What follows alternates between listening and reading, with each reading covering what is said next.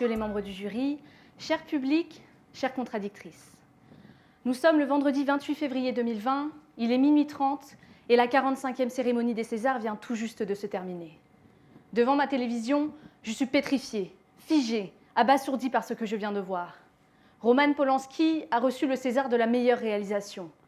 Ce même Roman Polanski qui est accusé de viol par pas moins de 12 femmes et qui fuit la justice américaine depuis presque 30 ans maintenant. À l'annonce du résultat, une partie des personnes présentes dans la salle Pleyel ont quitté les lieux en signe de protestation. Même la maîtresse de cérémonie, Florence Foresti, a refusé de venir clôturer la soirée, écœurée, comme elle le fait savoir immédiatement sur son compte Instagram. La pilule est particulièrement difficile à avaler pour moi. Moi, qui ai, lors de mes 2 précédentes plaidoiries, consacré une partie de mon élocution à la défense des femmes. Plus difficile encore à avaler, car aujourd'hui on me demande de défendre la thèse selon laquelle il faut séparer l'homme de l'artiste. J'ai donc passé des nuits entières à essayer de retourner le sujet dans tous les sens afin de trouver une interprétation qui me permette de défendre cette thèse. Cette question, je me l'étais déjà posée plusieurs fois auparavant, et il y a une semaine encore, je pensais y avoir apporté une réponse claire aux antipodes du propos qu'on me demande de défendre aujourd'hui. Mais c'est là que réside toute la difficulté, mais surtout l'intérêt de ce concours d'éloquence. On nous demande de défendre des idées qui ne nous appartiennent pas et qui peuvent parfois sembler contraires aux nôtres au premier abord. L'exercice est périlleux, mais enrichissant. Nous devons dépasser nos a priori, nos opinions personnelles, pour parvenir à convaincre, même lorsque nous ne sommes pas nous-mêmes convaincus au départ. Et la magie de cet exercice s'opère lorsque l'on arrive, bien sûr, à convaincre le public et le jury, mais surtout à se convaincre soi-même dans un premier temps. J'ai donc commencé à chercher, à réfléchir, à questionner mon opinion. Et c'est en allant plus loin que mes propres préjugés et mes idées reçues que j'ai pu voir le problème dans son ensemble et qu'aujourd'hui, je peux vous dire que oui, il faut distinguer l'homme de l'artiste. Avant de vous exposer mes arguments, je commencerai mon propos par définir comme il se doit les termes de ce sujet. Et ici, chaque mot compte. Tout d'abord, le verbe « falloir ». C'est un verbe impersonnel qui implique un besoin, une nécessité, voire une obligation. L'action de séparer, elle, consiste à considérer ou à examiner des choses chacune pour elles-mêmes, à former une limite, une séparation entre des personnes ou des idées. Le terme d'homme avec un H majuscule renvoie à l'être appartenant à l'espèce humaine, qu'il soit de sexe masculin ou féminin. Lorsque je parlerai donc de l'homme ici, comprenez bien l'individu, peu importe son sexe. Enfin, l'artiste est la personne qui exerce professionnellement un des beaux-arts, que sont la musique, le théâtre, la danse, le cinéma, les romans ou la poésie, par exemple. La difficulté de ce sujet tient en ce qu'il est extrêmement subjectif, parce que lié à notre conception personnelle de la morale. En effet, nous sommes tous différents. Chaque être humain est doté de sa propre sensibilité, de sa propre éthique. Il est donc possible que ce que je considère comme immoral soit tout à fait acceptable pour une autre personne. Sans compter que la morale et les mœurs ne sont pas figées dans le marbre et sont en constante évolution. Ce qui était hier considéré comme contraire à la morale ne l'est plus forcément aujourd'hui, et inversement. Je n'aurai donc pas la prétention de posséder la réponse ultime à la question qui m'est posée, la vérité universelle, car je considère que sur ce sujet, il n'en existe pas. Je vais simplement vous expliquer pourquoi il est à mon sens possible, voire nécessaire, de distinguer l'homme de l'artiste. Dernièrement, cette question a été à l'origine de nombreux débats, où chacun a défendu corps et âme son opinion personnelle. Mais dans ce brouhaha permanent d'idées, difficile de réfléchir. Et pourtant, le sujet d'aujourd'hui nous pousse à la réflexion. En effet, la question de savoir s'il faut séparer l'homme de l'artiste est une constante. Cette question était déjà sujet à débat au XIXe et XXe siècle, et le débat n'a toujours pas été tranché aujourd'hui. À chaque nouvelle affaire concernant un artiste, le clivage réapparaît entre deux camps. D'une part, ceux qui considèrent que soutenir de quelque manière que ce soit le travail de l'artiste faisant l'objet d'accusations revient à cautionner ses actes, et ceux qui, au contraire, considèrent qu'il est nécessaire de séparer l'homme de son art et donc l'homme de l'artiste. Je défends aujourd'hui la vision de cette deuxième catégorie de personnes, sans toutefois condamner la première. En effet, je considère qu'il est possible de se rendre au cinéma pour visionner le dernier film de Woody Allen, d'écouter les albums de Michael Jackson ou de lire les ouvrages de Louis-Ferdinand Céline sans pour autant devoir être considérés comme complices des actes qui sont reprochés à ces hommes. Il est important que nous fassions la distinction entre l'homme qui a commis des actes répréhensibles, aussi horribles soient-ils, et l'artiste en tant que créateur d'œuvres, notamment lorsqu'elles n'ont aucun lien avec ces actes.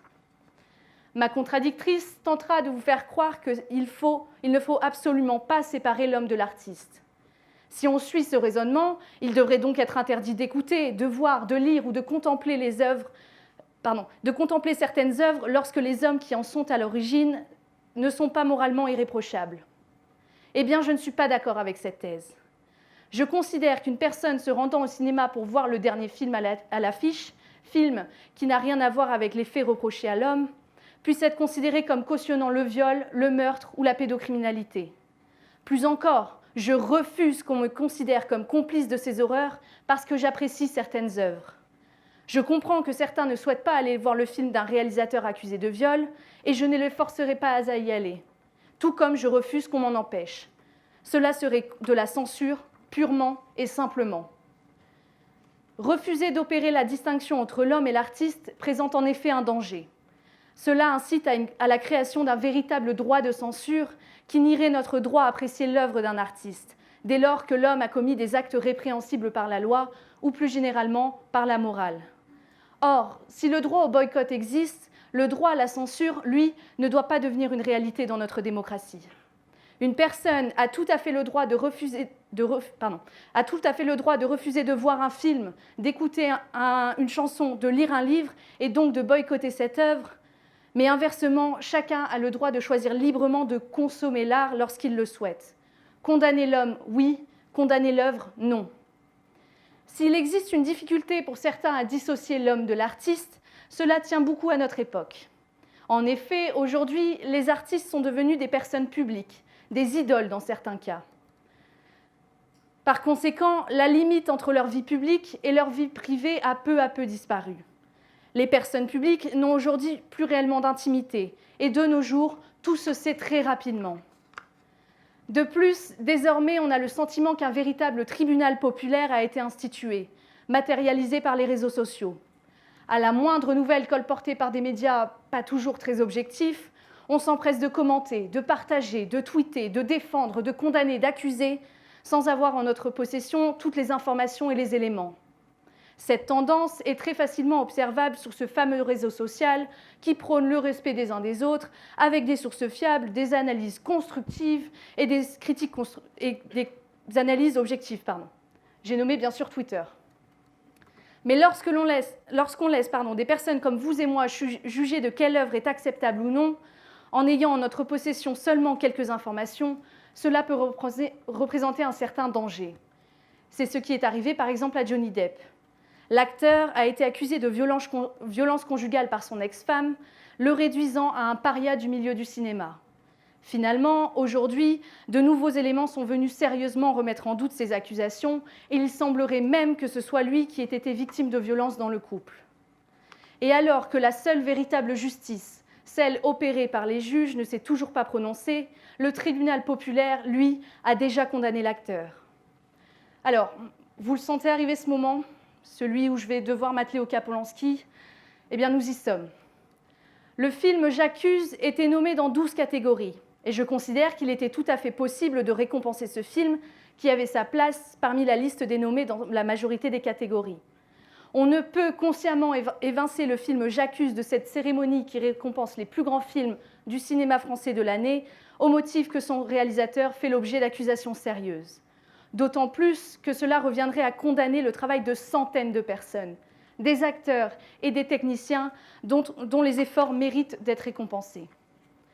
Toutefois, nous savons tous que la cérémonie des Césars est devenue une cérémonie extrêmement politique, cherchant à envoyer des messages à travers ses récompenses.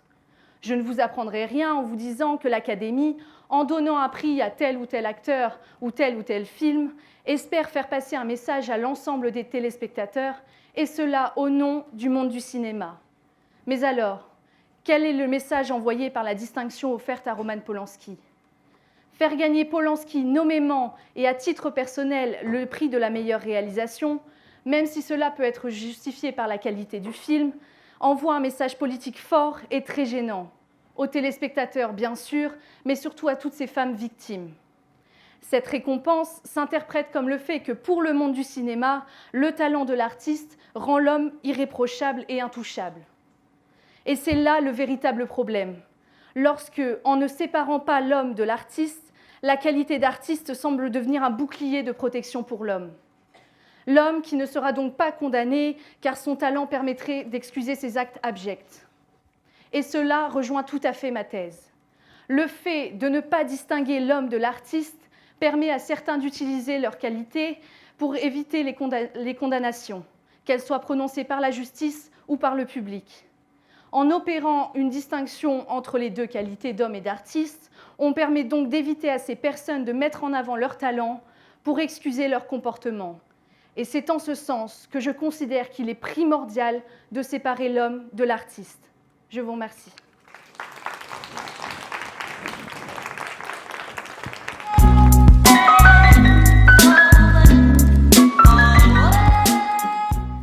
Bonjour mesdames, messieurs, chers présidents, chers jurys, chères contradictrices, chers organisateurs et chers publics. L'homme est un être humain. L'artiste est quant à lui une personne qui pratique un des beaux-arts, un de leurs prolongements contemporains ou un des arts appliqués. Alors faut-il séparer l'homme de l'artiste ? Eh bien non. Une interrogation se pose, celle de savoir ce qu'est l'art, comment le caractériser. L'art, étant un vaste domaine avec de larges propriétés, peut être défini comme l'ensemble des activités propres à une culture, où la mise en œuvre des occupations et des mœurs tente de toucher les individus par des émotions et des sentiments.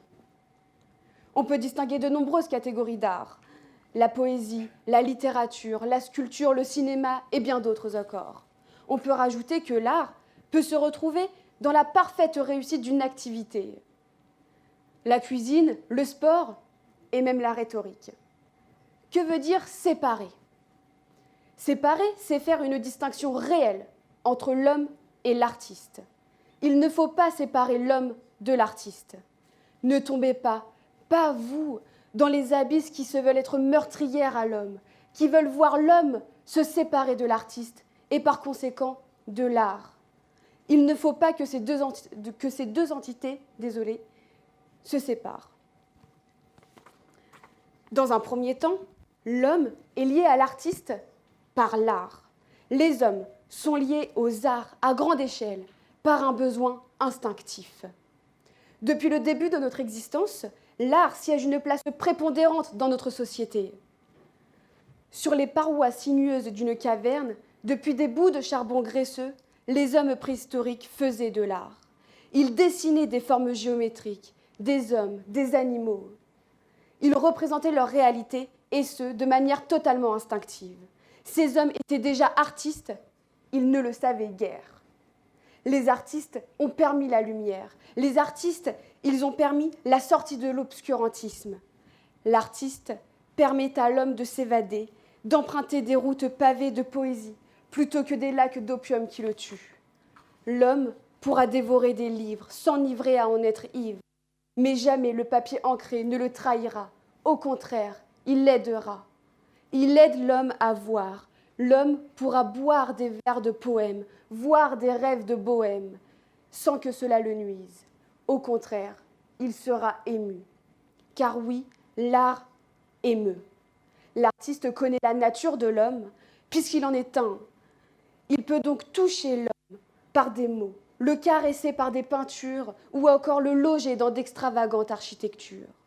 À notre époque, il n'y a plus d'excuses pour ne pas se rendre compte de la place majeure qu'occupe l'art, de cette force qui relie l'homme et l'artiste. Notre ère suffit à nous expliquer que l'homme est friand d'art, qu'il aime les artistes. Je commencerai par le côté le plus sombre de l'amour que l'homme a envers l'artiste, l'argent.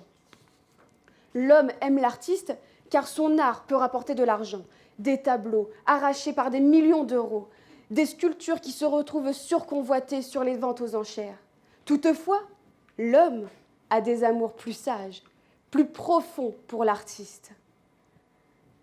En effet, il aime l'artiste parce que Par ses œuvres, l'artiste permet à l'homme d'apprendre des choses sur son monde intérieur, sur le monde extérieur. Il permet à l'homme de rêver, d'être conscient.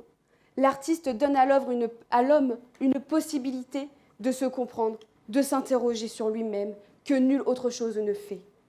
C'est parce que l'homme se retrouve dans les travaux de l'artiste qu'il est touché, touché par les sens. Car avant tout, l'art, c'est les sens. C'est l'essence des pages, l'aisance de la musique. Il y a ce besoin qui subsiste, car l'art fait partie des choses accessibles à tous. Tout homme peut parcourir les longues rangées d'étagères d'une bibliothèque. Tout homme est capable d'apprécier la vue des designs architecturaux d'une façade gothique. Il ne faut pas le séparer de son art. Bien qu'il ne faille pas donner du lard au cochon, il faut donner de l'art à l'homme. Tout homme, tout artiste est homme, comme tout homme peut être artiste. Ils sont unis par cette relation. Alors, pouvons-nous les séparer ? Je ne crois pas. Si bien que dans chaque art, chaque individu peut s'y reconnaître, peut s'y identifier. Dans un deuxième temps, l'artiste ouvre les yeux à l'homme. Il ouvre les yeux aux hommes, mais il ouvre aussi les yeux à l'homme qui est en lui. Il redécouvre des paysages, des creux de dunes inexplorés. L'artiste donne des rêves à l'homme, des rêves à foison qui n'ont pas de raison, des rêves bordant le corps des hommes endormis, et par ces contemplations nocturnes, ils auront chaud pour la nuit. L'artiste donne des rêves artistiques à l'homme, car chaque songe est une pièce de théâtre, qui ne vaut pas un sou pour être franc, mais qui anime pleinement un sommeil. L'artiste nourrit l'homme par l'art, sans être avare, car l'homme ne masque pas sa faim d'art, il l'expose, parce que l'homme sait que l'art est de nature à former un homme, et un homme formé est un homme vivant. Alors pourquoi faut-il s'en séparer ? Bien que censuré, bien que muselé, l'artiste sait qu'il a plusieurs cœurs à son art, car il n'a cessé d'être un guide pour l'homme. Pour preuve, le siècle des Lumières. Ces têtes d'artistes chenues par le soleil du savoir, qui ont écrit et peint la voie à suivre. Celui qui croit savoir n'apprend plus, disait Pierre Bottero. Je crois que ces têtes d'artistes savaient sans y croire, puisqu'ils n'ont cessé d'apprendre, ils n'ont cessé d'enseigner aussi. Ils savaient et ont guidé la conscience de nos ancêtres vers la voie, vers la sortie d'un obscurantisme. Ils ont permis l'avancée des pensées, ils ont permis à des parties du monde de se rendre compte de la monstruosité des colonies. Jusqu'à encore très récemment, ces guides ont été censurés parce qu'ils disaient la vérité. Une vérité mauvaise à entendre pour certains qui se considèrent au-dessus des hommes et qu'ils décident quelle vérité doit être dite. Sauf que l'art remporte toujours. Rappelez-vous, les chefs-d'œuvre que sont les œuvres interdites baudelairiennes, vues au lycée. Celui qui interdit l'art n'est finalement pas humain, car il renonce à sa vérité. Et qu'est-ce qu'un humain qui vit dans le mensonge ? Un être mort ? Inconcevable. Dans un troisième et dernier temps, l'homme ne peut se dissocier de l'artiste par sa conscience. Il devient acteur et artiste de la vie.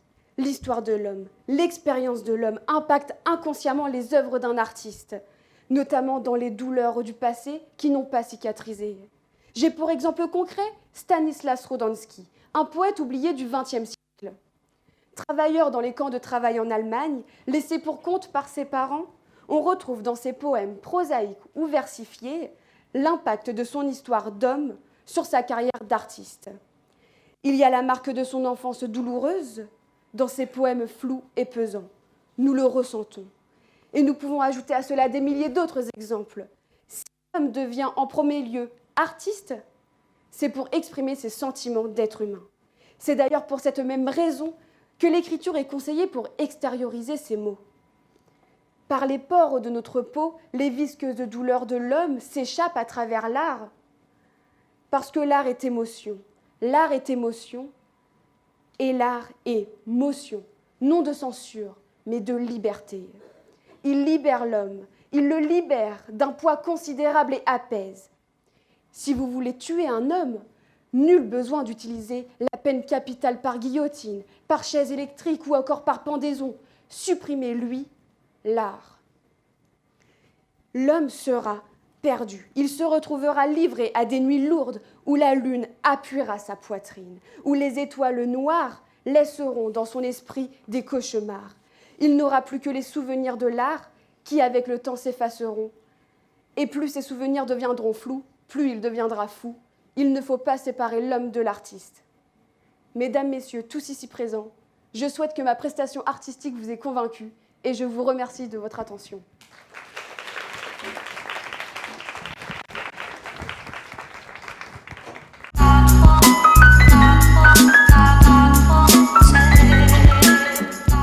Chère contradictrice, merci pour votre très belle prestation. Je dois vous avouer que je suis un peu décontenancée. Je ne m'attendais pas à retourner en terminale en classe de philosophie, mais c'était très enrichissant. Le problème, c'est qu'il me semble que vous avez oublié toute une partie du sujet. On ne peut pas nier que, à mon avis, les organisateurs de Rhetorica ont choisi ce sujet compte tenu de l'actualité. Alors, je respecte tout à fait votre point de vue sur l'art, le fait qu'il est présent dans le monde, et je ne le nie pas, absolument pas. On ne peut pas dire que l'art n'est pas présent partout. Au contraire, je suis d'accord avec vous pour dire que l'art est présent partout. La question qui nous était posée était de savoir s'il fallait séparer l'homme de l'artiste. En ce sens, il fallait donc comprendre à un moment donné que la question était de savoir si un homme ayant commis des actes abjects peut continuer à être célébré en tant qu'artiste. Et pour moi, vous avez totalement évité cette partie du sujet. Vous nous dites donc que l'art est partout, et je suis d'accord. Mais pour moi, je le répète, la question n'était pas de savoir quelle est la place de l'art dans le monde de l'homme, mais bien de savoir s'il fallait séparer l'homme de l'artiste. Et je suis un peu déçue du fait que vous n'ayez pas beaucoup parlé de l'artiste.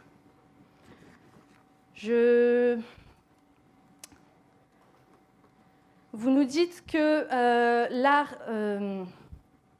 que vous critiquez la censure de l'art, pardon. Mais c'est en suivant la thèse qu'il ne faut pas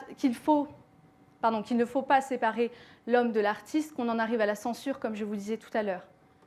En considérant que l'homme a effectué des actes condamnables et que cela rend donc son œuvre totalement, qu'on ne peut pas contempler cette œuvre, voir ce film, c'est à ce moment-là qu'on en arrive à une censure.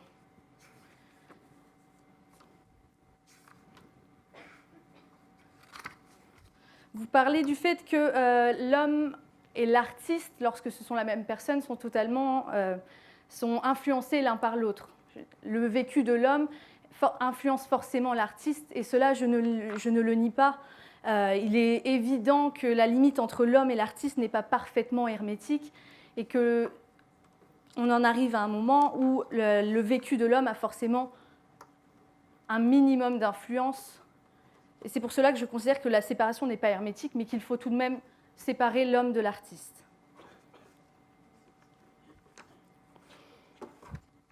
C'est tout ce que j'aurais à vous répondre. Cher président, cher jury, chère contradictrice, cher auditoire.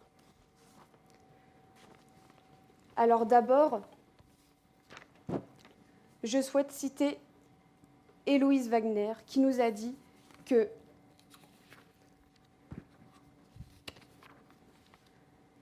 l'homme infuse l'artiste et l'art nourrit l'homme. Et prétendre le contraire est faux et c'est se voiler la face.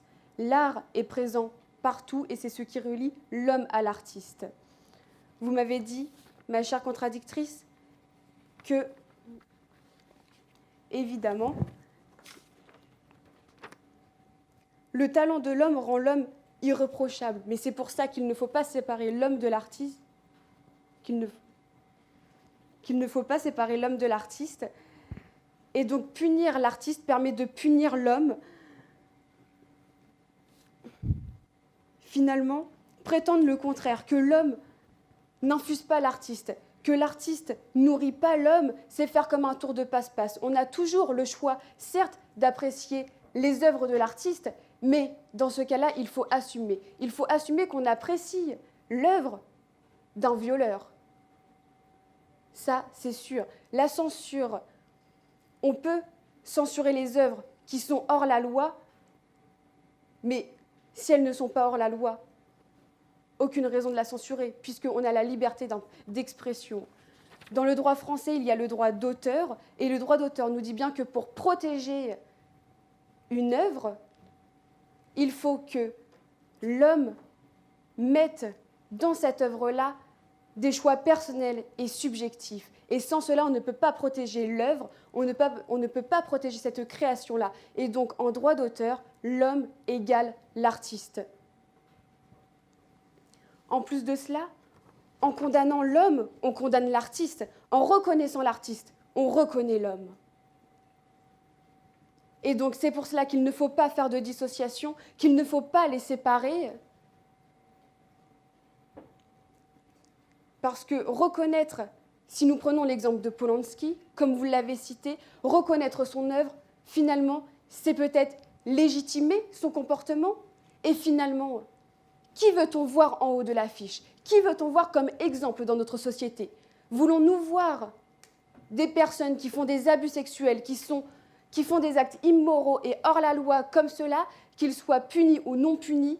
Ça, c'est le travail de la justice. Savoir si c'est vrai ou faux. Mais voulons-nous voir ça? Ou voulons-nous voir des artistes, des hommes qui suivent la bonne voie à suivre, qui font des œuvres dans lesquelles ils partagent également leur personnalité? Ça, c'est un choix à faire. C'est la société. Comme a dit Adèle Haenel, finalement, c'est la société qui fait les monstres. Et oui, c'est la société qui doit choisir. Et donc oui, on a toujours le choix d'apprécier une œuvre.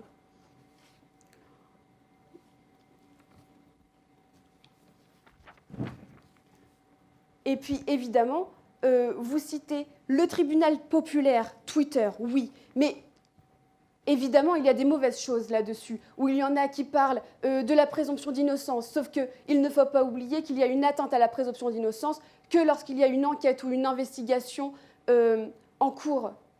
Donc ne pas citer ça comme ça, sans savoir de quoi on parle. Mais sans les réseaux sociaux, est-ce que la justice aurait permis, parce que non, la justice ne l'a pas permis, l'évolution des mouvements MeToo et Balance ton porc? Non, ça, la justice, elle n'aurait pas pu le faire. Et donc, pour finir, je souhaite dire que l'homme et l'artiste sont indissociables, comme j'ai pu le démontrer dans ma plaidoirie, et c'est pour cela qu'il ne faut pas séparer l'homme de l'artiste. Il n'est pas possible de les dissocier, on ne peut pas punir l'un sans punir l'autre, on ne peut pas... Prenons l'exemple de Johnny Hallyday. Johnny Hallyday, quand il est décédé, est-ce que c'est lui qui est décédé ou est-ce que c'est Jean-Philippe Smet? Eh bien, c'est les deux, parce que c'est une seule et même personne.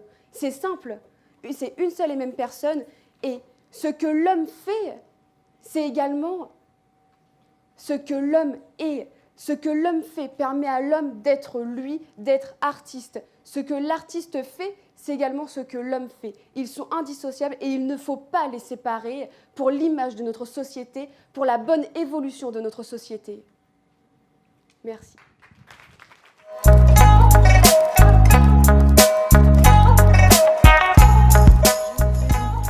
Vous poser une question. J'ai bien écouté votre plaidoirie. Je vous en remercie. Et je reviens sur la notion de morale que vous nous avez citée dans votre propos. Et ma question est simple. La morale est-elle une affaire d'art ?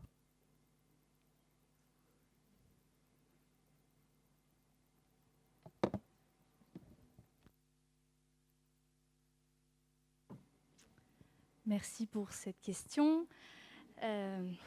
Je vous répondrai que non, la morale ne s'arrête pas seulement... Alors, j'ai oublié votre formulation exacte, mais la morale ne se traduit pas seulement dans l'art, puisqu'on peut prendre l'exemple de Baudelaire, par exemple. Ses œuvres ont été interdites parce qu'à l'époque, la morale n'était pas aussi évoluée qu'elle l'est aujourd'hui. C'est ce que je disais dans ma plaidoirie. Ce qui était hier considéré comme contraire à la morale ne l'est plus forcément aujourd'hui, et inversement. Donc on peut se douter que certaines œuvres actuelles n'auraient pas été acceptées il y a un siècle ou 2 siècles, et inversement aujourd'hui. Donc je vais vous poser une petite question, mademoiselle. Oui, donc nous savons tous couper une pomme en deux, mais à vous entendre, donc il paraît simple de séparer l'homme de l'artiste. Et je me demande comment vous pourriez réaliser cette opération, c'est-à-dire qu'est-ce que pour vous finalement un artiste qui ne serait pas un homme?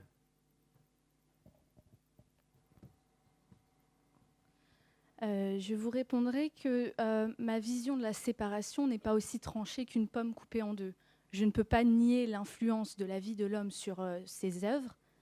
J'ai pris vraiment le sujet dans son contexte actuel, savoir si on pouvait tout de même accepter les œuvres d'un homme qui a commis des actes répréhensibles. Donc je ne nie pas que la vie de l'homme et l'homme a une influence sur forcément l'artiste. Les deux sont quelque part s'influencent l'un de l'autre. Donc je ne vois pas cette séparation comme une pomme coupée en deux. Donc l'art peut être immoral.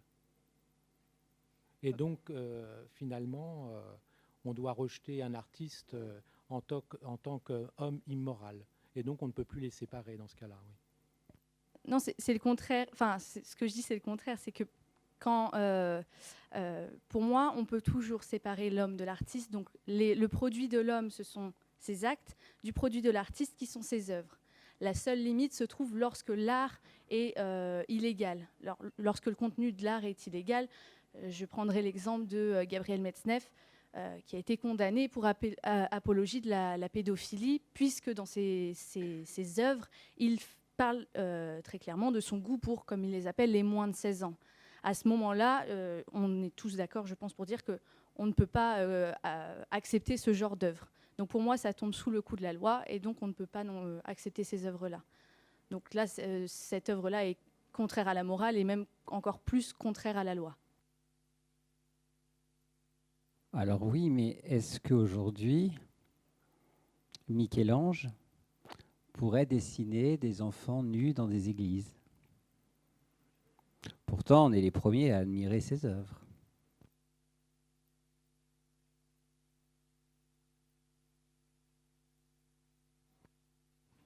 Je reprendrai ce que je disais tout à l'heure, que c'est lié à l'évolution de la morale qui n'a pas évolué dans un seul sens, c'est-à-dire qui ne s'est pas ouverte partout. Il y a des choses qui, à l'époque, étaient acceptées, ne le sont plus aujourd'hui.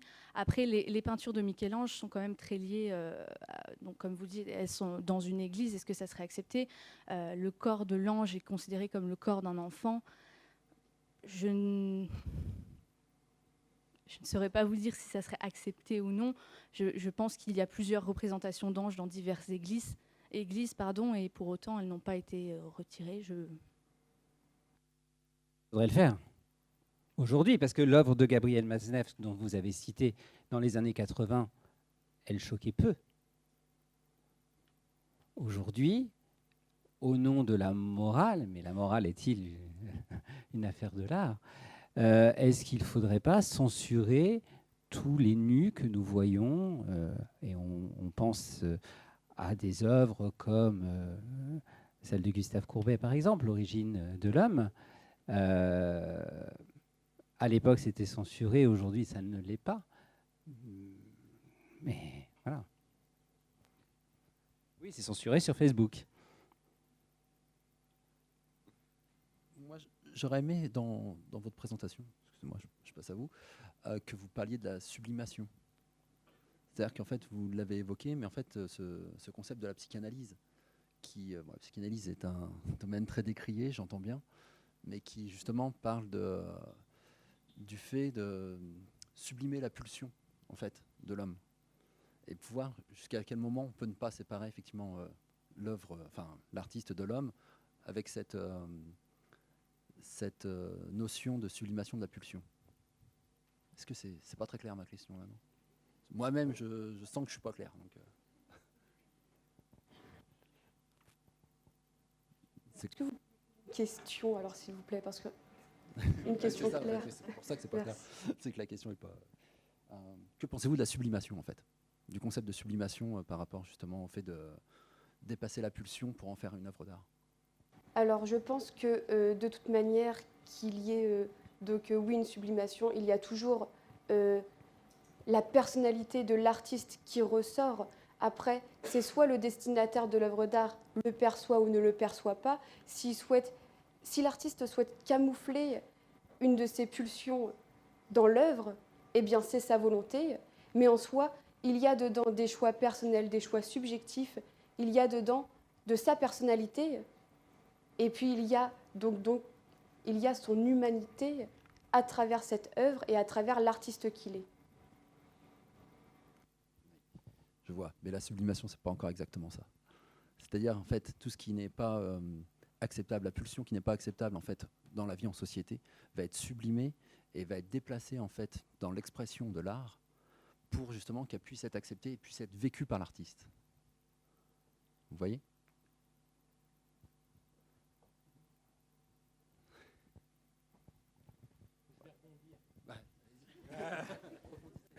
Je vais rebondir. Oui, peut-être qu'on peut envisager la même question d'une autre manière. Finalement, donc vous nous avez présenté un artiste qui fait quelque chose, qui a une activité. Donc on peut essayer de voir que finalement il se dépasse lui-même par cette sublimation. Hein, donc il dépasse effectivement peut-être des côtés sombres de lui-même, il la transforme dans l'œuvre. Mais la question que je me posais, c'est finalement de savoir si ce que fait l'artiste exprime vraiment ce qu'il est. C'est-à-dire que finalement, est-ce que l'art peut épuiser la réalité de l'artiste ? Ou, formulé d'une autre manière, est-ce que l'homme n'est pas plus grand que l'artiste ? Et donc, si l'homme est plus grand que l'artiste, il faut absolument les séparer. Et donc, on ne peut pas séparer l'homme de l'artiste.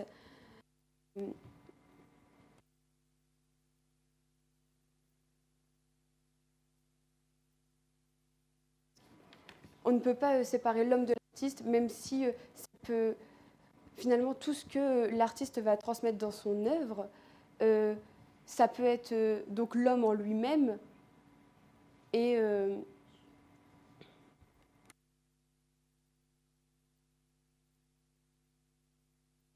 mais l'imagination d'un homme et donc de l'artiste qui est cet homme est énorme et donc ça peut aller bien au-delà. L'artiste est le côté inconscient de l'homme finalement et donc même si l'artiste il a cette volonté-là de partager ce côté humain, eh bien ça peut aller bien au-delà, mais c'est l'homme qui est en lui qui fait que ça va bien au-delà au corps. On devrait tous retourner en terminale pour suivre des cours de philosophie.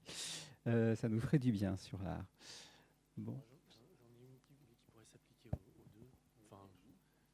Oui, j'ai une question qui pourrait s'appliquer à vous deux. D'abord, il y a du niveau, chapeau quand même. Je trouve que le niveau des questions est assez élevé. On se pose d'ailleurs la question si à votre place on pourrait répondre aussi facilement. Bon, faites-vous une hiérarchie entre la morale et le droit ? Je crois qu'on voit ça en première ou en deuxième année de droit. Je crois que c'est en première année. Et l'un et l'autre, faites-vous une hiérarchie ? Alors, le droit va permettre de cadrer la morale finalement. La morale, elle est là pour faire évoluer la société, mais le droit, il est là pour la légalité. Donc, est-ce que je fais une hiérarchie ? Eh bien, le droit, c'est vraiment quelque chose d'organisé, de créé, qui relève de la culture, alors que la morale, finalement, c'est naturel. Et puis, finalement, la nature prend toujours un peu le dessus. C'est la morale qui va faire également évoluer le droit. Donc, on va dire que s'il y a une hiérarchie, oui, la morale est au-dessus, oui. Je vous répondrai qu'il est indéniable que la morale influence le droit. Et pour moi, la morale est bien plus subjective. C'est le problème de la morale. En fait, ma perception de la morale sera peut-être différente de la vôtre ou de mon binôme. Donc pour moi, l'avantage du droit, c'est que ce sont les mêmes règles pour tous, alors que la morale est beaucoup trop subjective. Alors je ne sais pas si je hiérarchiserais entre les deux. Je dirais que je fais plus confiance au droit qu'à la morale. À quoi ça peut servir d'avoir toutes ces discussions de morale finalement, puisqu'on a le droit? Je pense que ces débats sont utiles parce que justement, c'est ce genre de débat qui permet de faire évoluer le droit. Ma contradictrice tout à l'heure disait que ça n'avait... Alors, je ne sais plus comment elle l'a formulé, mais disait que sur Twitter, par exemple, ça n'avait eu aucune influence sur le droit.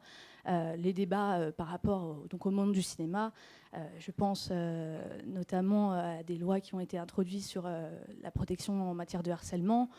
Ces débats sont nés de là. Donc c'est grâce à ces débats qu'on arrive à faire évoluer le droit et que le droit parvient à s'adapter à notre société. C'est là que pour moi l'influence de la morale est extrêmement forte sur le droit. Ba da ba da ba da ba da ba ba ba ba ba ba.